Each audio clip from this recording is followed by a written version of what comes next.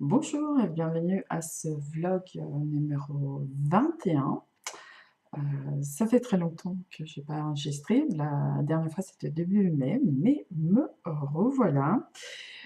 Si c'est la première fois que vous regardez cette chaîne, je m'appelle Annette Pétavy. Vous me trouvez sous ce nom sur YouTube, puisque vous y êtes. Sur Facebook, sur Instagram, j'ai aussi un site où vous trouvez mon blog et ma boutique en ligne. Le site se trouve à netpetavy.com. Vous trouvez tous ces liens bien sûr en dessous de la vidéo. Et là, vous aurez aussi un lien pour vous inscrire à ma newsletter qui sort en principe une fois par mois, qui contient un peu les nouveautés et aussi un tuto de crochet tous les mois. Et actuellement, on est sur le sujet des rayures et de crochet dans le cadre d'un thème plus général sur les couleurs. Voilà, mais dans la boutique, vous trouvez autant de modèles de crochet que de tricot, je dirais peut-être même un peu plus de tricot, et les fils se prêtent évidemment aux deux activités. Voilà, donc la newsletter de mois de juin, j'enregistre ceci en le jeudi 28 juin et je pense qu'il va me falloir quand même 2 jours pour mettre en ligne parce que l'emploi du temps est un peu serré ces jours-ci. Bon, j'ai pas commencé la newsletter de juin, donc elle va a priori sortir début juillet. J'espère pas prendre trop de retard ce coup-ci. Mais voilà, c'est la vie, ça s'entasse un peu des fois. Donc effectivement, parce que en ce moment, ben, ici, l'actualité de la maison, c'est les épreuves anticipées du bac pour les uns. Donc voilà, l'oral de français est passé, histoire géo demain. Donc comme vous verrez ici, c'est passé, on fait ouf de ce côté-là. De l'autre côté, la fin du master 1, la candidature pour le master 2. Donc voilà, c'est bien d'avoir des grands enfants, hein, ça demande moins d'intendance physique quotidien, mais ça peut être un peu stressant quand même, hein. Voilà. Et aussi, c'est vrai que j'étais un peu moins régulière dans mes vlogs et surtout aussi au niveau de ma présence blog, Facebook, Instagram dernièrement. Bah, j'ai eu beaucoup de travail et un travail qui ne m'amène pas forcément à vous parler directement. Pendant l'oral de français de mon fils ce matin, je regardais en tricotant dans ma voiture le dernier épisode de La Boutiqueuse et j'ai un peu le même problème qu'elle depuis cet hiver. Je ne sais plus si je vous en ai parlé un petit peu ou pas, mais depuis cet hiver, j'ai commencé à faire des prestations de services, donc des missions pour d'autres entreprises, donc toujours hein, dans le domaine du textile et notamment tricot et crochet, ce qui a pas mal bousculé mon emploi du temps. J'ai aussi un peu essayé différentes choses pour voir ce qui pouvait me convenir. Je pense l'avoir trouvé.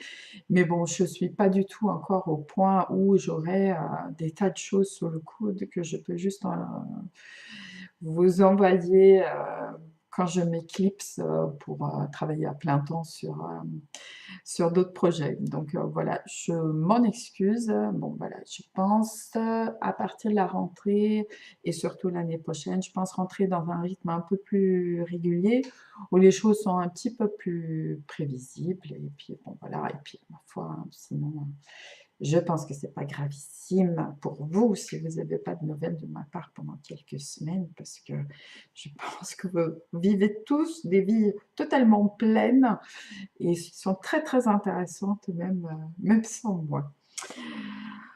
Voilà, donc on parle examen, on parle boulot, mais il faut quand même pas oublier que c'est enfin, après un printemps qui n'en était pas un, c'est enfin l'été. Et aujourd'hui, du coup, j'ai voulu vous parler de fils estivaux, on peut dire ça, euh, dont par exemple le cobweb, qui est, je pense, si vous l'essayez, c'est le fil le plus fin que vous aurez jamais crocheté ou tricoté. Voilà, oui, bah écoutez, dans mon retour caméra, en tout cas, le rouge, là, il n'est pas trop pourri, en fait. C'est bien, il est peut-être un tout petit peu plus foncé et moins saturé, parce que les couleurs vives, comme ça, saturent toujours à la caméra. Mais c'est un très très beau rouge que j'ai entré dans ma gamme Cobweb pour l'été. Vous avez peut-être vu passer la photo de la gamme sur Instagram ou Facebook, suivant votre réseau préféré d'utilisation. Il y avait du gris aussi. Bon, il me restait 3 écheveaux de gris et ils sont en route pour les États-Unis. Et j'espère réapprovisionner en fait avant la fin de l'été. Donc voilà, quelques mots sur le fil en lui-même. Donc c'est un fil ultra fin.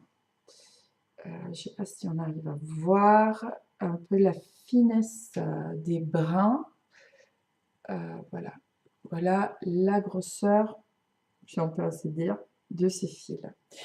Donc c'est pour ça que je l'ai appelé Cobweb ou en français, parce que j'aime bien trouver un petit nom français quand même pour mes fils. Fil dentelle arachnéen, parce que c'est bien ce que ça veut dire aussi Cobweb, c'est le filet, ah là là, j'ai perdu, la toile d'araignée, pardon, ça se voit que j'ai pas enregistré depuis plus d'un mois, presque 2. Donc c'est un fil ultra fin. Dans cet écheveau de 100 grammes, vous avez 1,5 km de fil, 1500 mètres. Donc ça vous donne 750 mètres aux 50 grammes. Donc c'est un fil à peu près moitié moins gros ou plus fin qu'un fil dentelle classique. Alors si on le travaille seul, ça donne des choses d'une finesse absolument extraordinaire. Si vous aimez le crochet, vous pouvez aller voir le châle brume d'éclat de soleil sur mon site qui est fait. C'était pas exactement ce fil-là, c'était un prédécesseur, mais c'est vraiment tout à fait la même grosseur. Donc je pense quand même que pour Brume, c'est un fiche d'éclat de soleil, donc d'Hélène Marcy. Je pense qu'Hélène l'a travaillé en 3 ou 2,5, je ne sais plus. Mais donc,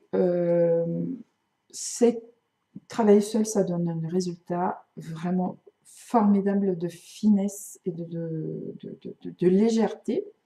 Il faut avoir la patience aussi d'utiliser ce fil en simple, hein, parce que... Mais je sais qu'il y a pas mal d'entre vous qui ont cette patience. Je l'ai d'ailleurs, je l'ai parce qu'on m'avait demandé un fil très très fin pour tricoter les châles estoniens, pour tricoter des châles dentelle de grande finesse. Et ma cliente Sylviane a tricoté le châle 1847, ou est en train de tricoter le châle 1847 dans ce fil en simple. Je crois qu'elle utilise du 3 mm pour le tricoter. Je regarderai mieux ce qu'elle m'a expliqué. Je mettrai un petit billet sur le blog à ce sujet pour que vous puissiez regarder.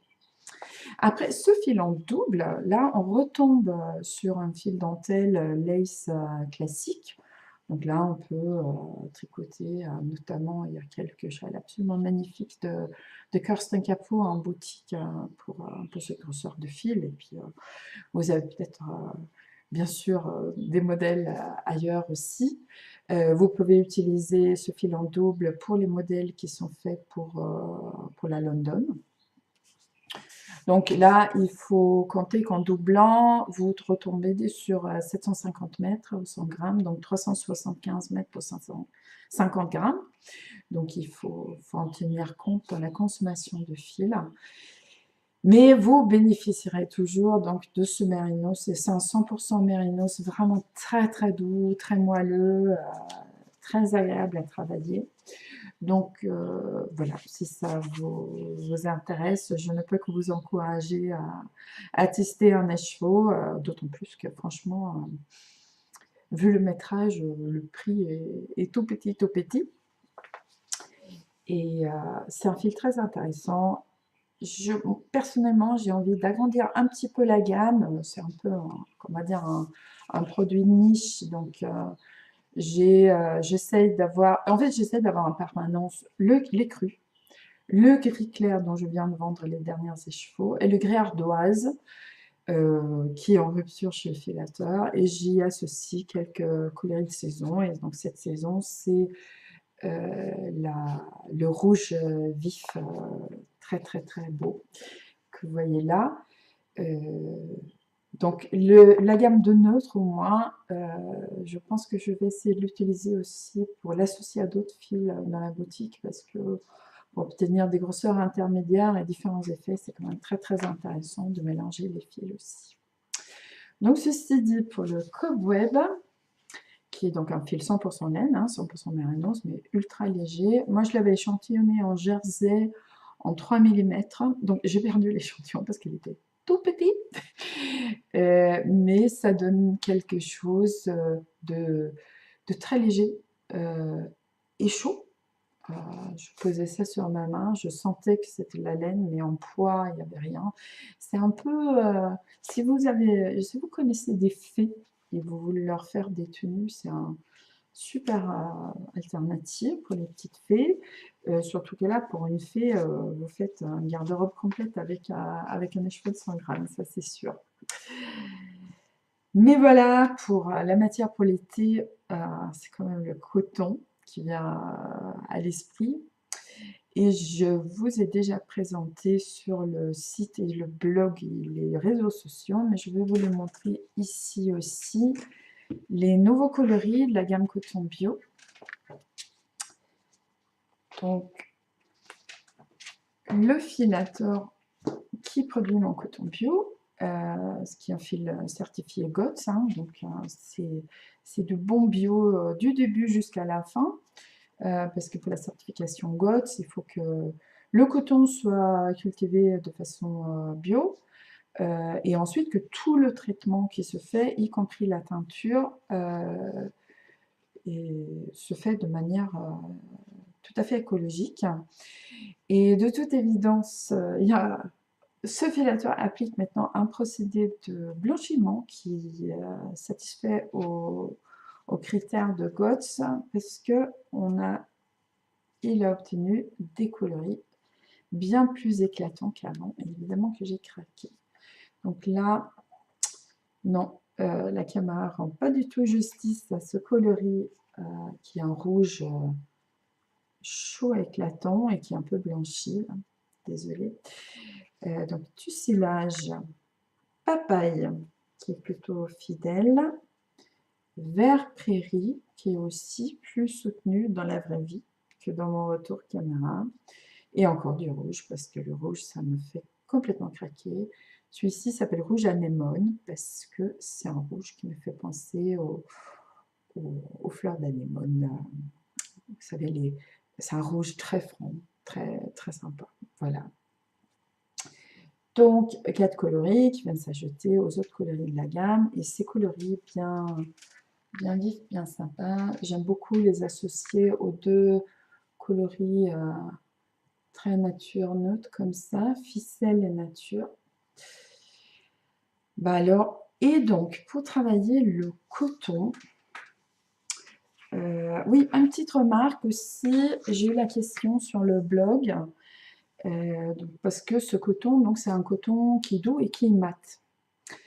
Et pour moi, c'est un avantage, parce qu'il reste très lisse, il est filé très finement en quelque sorte, donc il n'est pas du tout rustique au toucher, hein, c'est très doux, mais c'est mat. Donc on m'a dit, mais quel est l'avantage du mat? Ben, bon, pour moi, de mon point de vue personnel, ça donne un aspect juste bon, un peu plus naturel et un peu plus contemporain aussi. Ça fait qu'on peut travailler le coton sans forcément, tout de suite, vient à l'esprit l'idée du coton mercérisé, des napperons, classiques.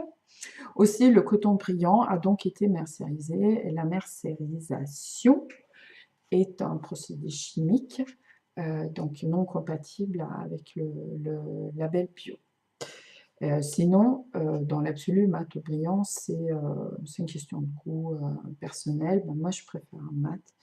Et comme je l'ai déjà dit plein de fois, j'ai cherché très très longtemps pour trouver ce coton-là. Voilà. Donc, travailler le coton, tout le monde n'aime pas. Et c'est vrai que le coton est une fibre végétale qui n'a pas d'élasticité comparée à la laine. Et du coup, bon, le filage, du coup, est très important, surtout que celui-ci, et c'est confirmé par les gens qui l'ont travaillé, notamment au tricot, parce que c'est là où il y a une plus grande différence qu'au crochet. Les gens sont souvent surpris quand ils tricotent ce coton pour la première fois, parce qu'il est nettement plus agréable à travailler que d'autres fils coton. Après, bon, on va pas se mentir, hein, c'est du coton, donc c'est pas élastique. Donc, le rendu de votre tricot risque d'être un peu moins régulier que d'habitude et on a plus de problèmes de tension, notamment quand on tricote, comme moi je tricote et comme beaucoup d'entre vous tricotent aussi, c'est-à-dire en continental avec le fil à gauche. Donc moi j'avais fait ce petit échantillon, donc là voilà c'est super, la fille qui montre ses échantillons, les fils non rentrés, pas bloqués, bon, voilà, globalement l'échantillon pour Ave.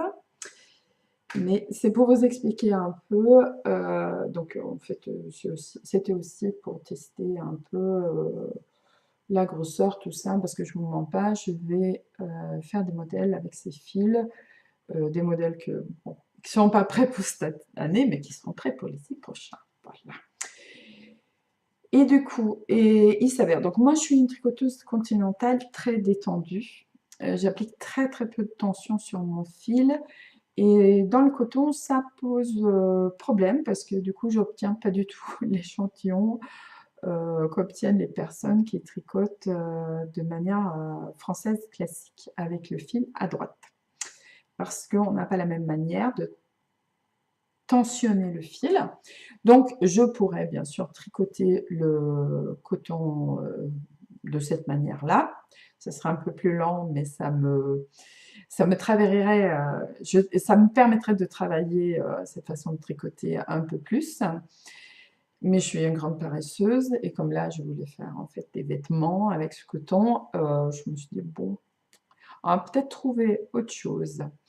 Donc, bien sûr, il y a le fait de travailler avec des aiguilles plus petites, mais on atteint une certaine limite en fait quelque part. Moi, je trouve, en tricoteuse continentale toujours, c'est à vous de voir expérimenter et voir si c'est pareil pour vous qui tricotez avec le fil à droite. Moi, je trouve que je peux descendre en aiguille jusqu'à une certaine limite. Donc ça, c'est un coton qui se tricote en 3, 3,5, voire en 4 pour les châles. Moi, je dis si je descends, bon, je peux descendre 2,75, 2,5, mais après, même si je descends, mes mailles ne changent pas en fait. Il y a une sorte de comment dire, de non-adaptation. En fait, j'arrive pas à tricoter très serré pour autant. Et, et c'est pas très confortable en fait de tricoter avec des aiguilles très fines par rapport au fil. Je trouve que c'est quelque chose de très différent par rapport à une aiguille plus grosse par rapport au fil qu'on utilise.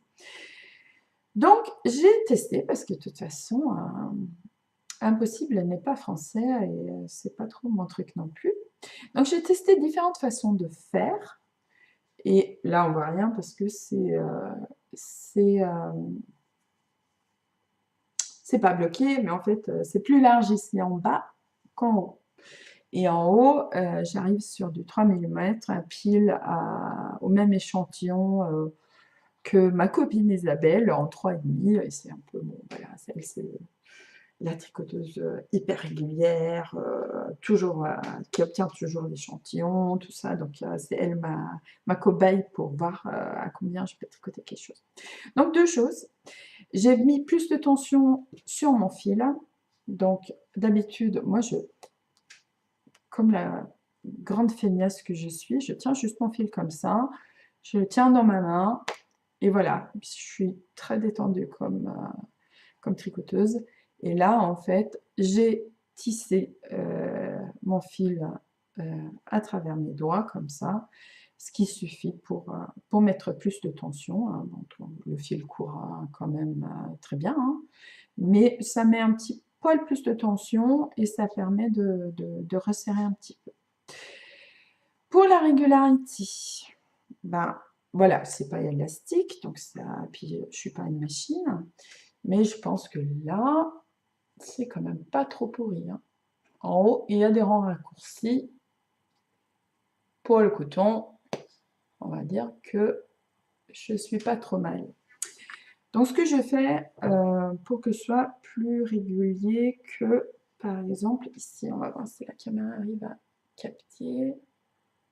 Hop, allez, un petit zoom, s'il vous plaît, un petit focus. Voilà. Là, c'est beaucoup plus irrégulier, classique, hein, un rang sur deux. Au tricot continental, souvent c'est ce qu'on a, surtout au début. Moi, ça ne le fait plus, parce que, bon, à force de persister et apporter des mini ajustements à ma façon de tenir les aiguilles et le fil. Mais là, dans le coton, ça m'est arrivé de nouveau. Donc, ce que j'ai fait, donc en général, en continental, ce qui se passe, c'est que le rang en vert est plus lâche parce que le fil voyage un peu plus longuement pour faire la maille. Donc, bien sûr, c'est des différences infimes, mais ça fait une différence dans le jersey fini. Ce que j'ai fait, c'est que j'ai modifié mes mailles en vert pour faire une maille en vert qui sort, en fait, qui préparerait, si on ne la détord pas, pour une maille en droit torse.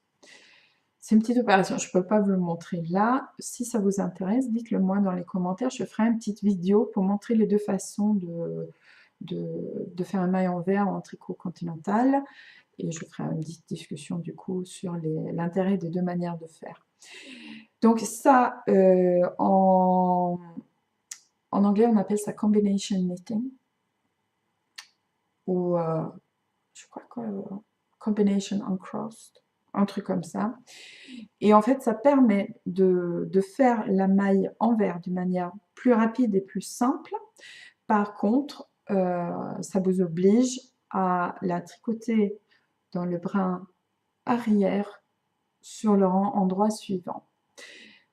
Attention, donc il y a le brin arrière derrière l'aiguille par rapport à vous et avant sur le devant de l'aiguille plus proche de vous, mais les mailles ne sont pas posées de manière symétrique comme ça sur votre aiguille, elles sont comme ça, hein, elles se présentent comme ça.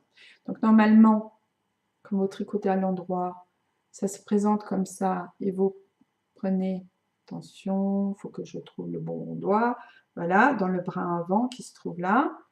Si votre maille se trouve, comment j'étais, comme ça, vous avez toujours une jambe de la maille qui mène, qui est devant, qui est celle-ci. C'est les derrière l'aiguille. Vous tricotez tout simplement dans ce brin-là, hop, derrière l'aiguille. Un peu compliqué à expliquer avec les mains et tout ça, mais bon. Vous pouvez googler combination knitting et vous trouvez des explications. Et du coup, eh bien, j'arrive à un résultat qui est plutôt sympa dans le coton, même malgré l'absence d'élasticité et mes imperfections de tricoteuse. J'ai fait aussi dans le coton, dans les nouveaux coloris de coton, un petit échantillon. Donc ça c'est fait en préparation. Alors, je ne vais pas vous montrer ce côté-là, je vous montre là où il n'y a pas le changement le fin de tour.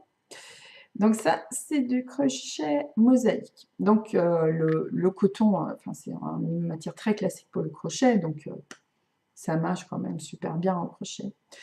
Et le crochet mosaïque, j'y reviendrai. Ça, c'est un point que vous trouvez un peu partout sur le net qui s'appelle Apache Tears, donc les larmes d'Apache, donc par rapport aux Américains natifs, l'un des tribus. Et franchement, bon, voilà, comme dirait l'autre, au crochet, le coton, ça passe crème. Et celui-là, il est super agréable à travailler. Voilà, une petite parenthèse très très longue sur la façon de travailler le coton, mais j'ai trouvé que c'était intéressant de vous parler de ça. Alors, en coton bio, qu'est-ce qu'on fait? Du coup, on ne fait pas de nouveaux modèles, parce qu'Annette, elle rentre toujours les nouveaux coloris trop tard, donc il y aura des modèles l'année prochaine, avec les nouveaux coloris de cette année. Bon, voilà. Quand je serai grande, je serai organisée. Et par contre, vous pouvez faire au crochet, par exemple, la capelette qui est là. Donc, un petit chauffe-épaule qui a son étiquette de salon qui est restée, mais bon, tant pis. Hein. Ou ce châle, qui est un châle un petit peu plus ancien, qui est un châle de Hélène Éclat du Soleil, qui s'appelle Lune Rouge. Donc un centre en bride filet et puis cette bordure sympa avec des sortes de méga, je dirais pas des coquilles, je dirais des ananas plats. Et la petite bordure en picot là. Je vais faire un échantillon dans le coton bio parce que ça c'est pas un coton bio. C'est pas le coton de ma gamme, c'est un coton de chez Fonty, même si c'est une couleur vraiment très très proche du nouveau rouge anémone. Et c'est Hélène qui l'a crocheté. Je pense qu'Hélène est d'accord avec moi que le coton bio de ma gamme est plus mieux. Hein, on va dire ça, je ne veux pas dire du mal de Fonty, mais ils ne sont pas spécialisés dans le filage du coton. Et là, c'est moins doux à porter, c'est un peu plus raide à travailler. Avec ça, vous allez vous régaler. L'échantillon correspond parfaitement.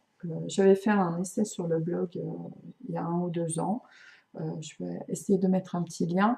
Et sinon, vous cherchez sur le blog. Et le modèle, c'est Lune Rouge. 3 pelotes de coton bio. Et vous avez votre châle pour l'été.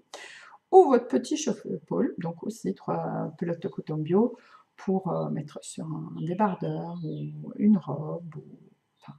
Sur ce que vous voulez, hein, franchement.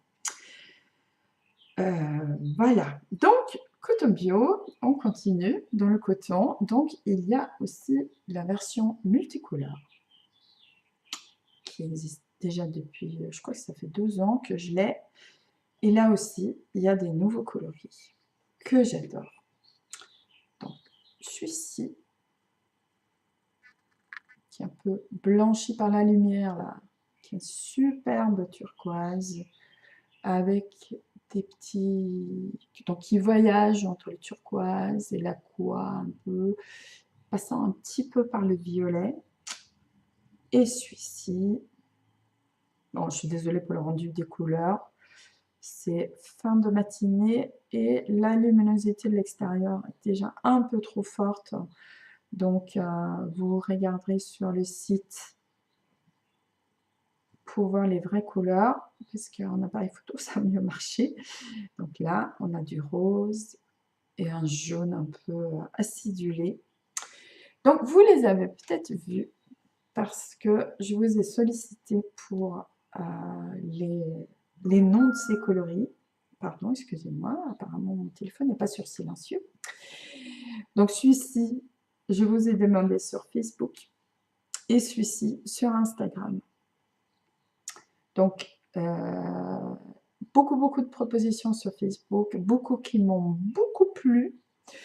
J'étais très tentée par la proposition fraîcheur des îles, mais il y avait une majorité de réponses qui citaient les lagons et les lagunes. Du coup, je suis allée chercher la différence entre un lagon et une lagune. J'ai oublié de noter, donc je me trompe peut-être, mais donc le lagon, la lagune, c'est un étendu d'eau donc qui borde l'océan, sur une île au bord de l'océan, mais qui est protégé de l'océan. Dans un cas, je crois que c'est la lagune, mais ne me faites pas confiance. Dans un cas, par une petite langue de terre, et dans l'autre cas, je crois que c'est le lagon, par un récif de corail, qui donc crée cette étendue d'eau plus calme, plus protégée que l'océan. Bon, reprenons, petite interruption causée par l'arrivée de mon fils. J'ai préféré mettre en pause parce que, croyez-moi, un garçon de 16 ans qui rentre dans une maison, ça fait du bruit. Donc, lagon ou lagune, les deux alternatives étaient très populaires. J'ai pas eu cette proposition littéralement, mais j'ai choisi au bord du lagon parce que c'était plus lagon que lagune. Voilà, et c'est exactement la même association que j'ai eue moi-même. Et en fait, les noms de coloris comme ça, un petit peu imagés, c'est quand même pour que la personne qui doit voir ça à travers un écran, qui ne vient pas sur un salon à tâter et regarder en direct, puisse se donner une idée de la couleur. Donc là, mon retour écran, il est un peu aplati par la lumière, comme je vous ai dit, donc allez voir sur le site ce que ça donne. Et bientôt, je mettrai la vraie photo avec l'étiquette aussi, mais ça va venir. Et celui-ci, donc je l'ai posté sur Instagram, j'ai eu plein de propositions, toutes plus gourmandes que les autres. Ça vous a vraiment inspiré la glace vanille fraise, le sorbet citron framboise, les malabars.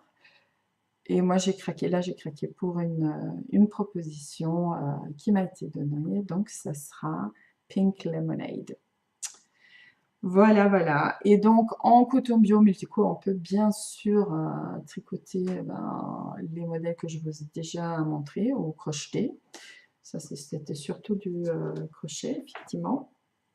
Je vous remontre un autre modèle de crochet pour avoir une idée comment le coton bio multico se pose sur ce modèle. Donc, ça, c'est le coloris sur la plage qui était déjà existant dans la boutique. Mais voilà, ça donne ça. Donc, c'est un fil imprimé, hein, donc voilà, il y a des changements, mais quand même tout en douceur. Voilà, ça donne à peu près ça. Voilà, là, on voit bien. Beaucoup mieux en tout cas. Au tricot, j'ai deux châles qui mixent l'uni et le multico. Donc, qui peuvent être super intéressants pour tous ces nouveaux coloris que je vous ai montrés, notamment en associant avec les natures, ficelles, etc. Donc là, j'ai un trou. Heureusement que je n'ai pas enlevé les étiquettes. Allure nature, bien sûr. Encore un modèle de Hélène, éclat du soleil. Et il est tellement bien... Non, là, il est sur l'endroit. Mais franchement, regardez l'envers. Nickel chrome. Ça, on voit que c'est une crocheteuse qui a fait un châle tricot. Parce qu'il est quasi parfaitement réversible. Donc, je vais réussir à remettre mon châle comme il faut, pas tout pire. Donc là, il y a deux mémoires, il y a deux pelotes nature, une pelote bleu glacier qui est ce coloris uni bleu, et une pelote, donc là c'est mer et rocher, mais donc à remplacer avec le multico de votre choix. Donc ça c'est un triangle de construction classique, on va dire. C'est un super modèle pour commencer à tricoter les points ajourés, parce que c'est des points ajourés simples et à associer donc avec du point mousse et du point doublé. C'est génialissime. Merci Hélène pour ce très joli modèle. Toujours en triangle, mais en mode asymétrique, il y a ça qui a été gentiment tricoté par Nathalie pour la boutique et pour montrer sur les salons, parce que là c'est un modèle de Kirsten Kapoor, donc je n'ai pas la proto, ou le proto plutôt, mais là il est tricoté donc en nature et jardin de rose, donc pour un rendu très très doux, mais vous pouvez très bien faire un truc, voilà, là vous avez le sable, là vous avez l'eau du lagon, ça marche hein, pour l'été. Donc là, dans ce cas-ci, c'est une pelote unie, une pelote multicolore, et c'est le modèle Bethune Street qui ne ressemble pas du tout à ça sur le site, parce que c'est le proto de Kirsten, donc qui est dans des couleurs différentes. Je vais essayer de mettre en ligne, dès que le temps me le permet, des kits pour aider à l'association entre uni et multicolore. Et sinon, bien sûr, vous savez que vous pouvez toujours m'envoyer un mail pour me demander, vous me donnez vos préférences, je vous fais des photos avec les associations et ça permet de vraiment bien les mettre ensemble. Et il va y avoir encore plus d'associations possibles parce que, et je vais finir là-dessus parce que bon là, ça commence à bien durer comme d'hab, j'ai rien à dire, je commence à filmer et je dis papote pendant beaucoup plus que les 20 minutes que j'avais prévues initialement. Alors là, j'ai une petite nouveauté pour vous. J'ai pas fait de bruit autour de ça avant, mais oh, on va les mettre comme ça. Regardez-moi ça, comme c'est beau, beau, beau, beau, beau. J'adore, j'adore, j'adore. Ceci est une nouveauté dans la boutique.